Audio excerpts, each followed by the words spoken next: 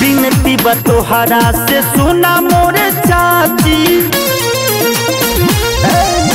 बिनती बतोहरा से सुना मोरे चाची, दे दिहा अपन दुलार।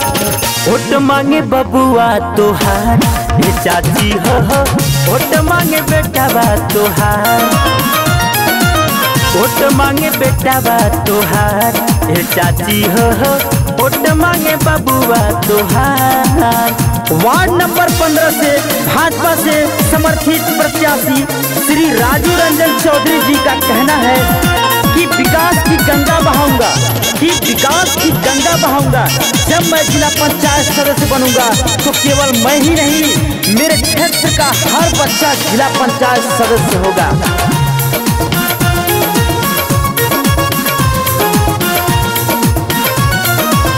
दोसरा पे नाही चाची करिहा विचार हो, राजीव रंजन के जितावा अब की बार हो।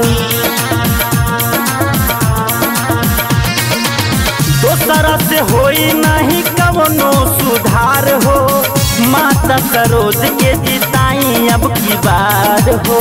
सेवा तोहार करी तोहरे वाला कबा, बदली न कबहू विचार।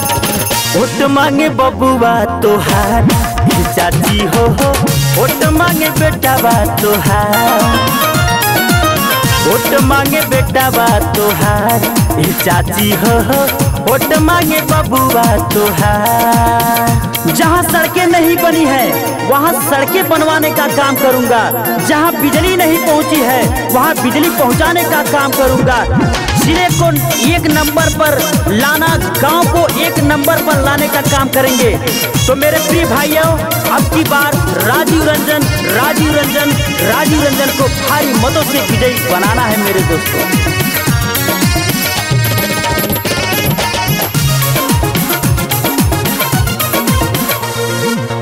गावेले मनोज सक्सेना तोहार हो, कहे सर्वेश भैया जीती है अब की बार हो। हम नहीं गैर हम हई परिवार हो, मंगतानी वोट अपन कुरेता पसार हो। जियरा जुड़ाई तोहरे बाला कवा, नहीं हो जाई गुलजार। वोट मांगे बबुआ तोहार चाची हो, वोट मांगे बेटा बा तोहार, वोट मांगे बेटा बा तोहार चाची हो, वोट मांगे बबुआ तोहार।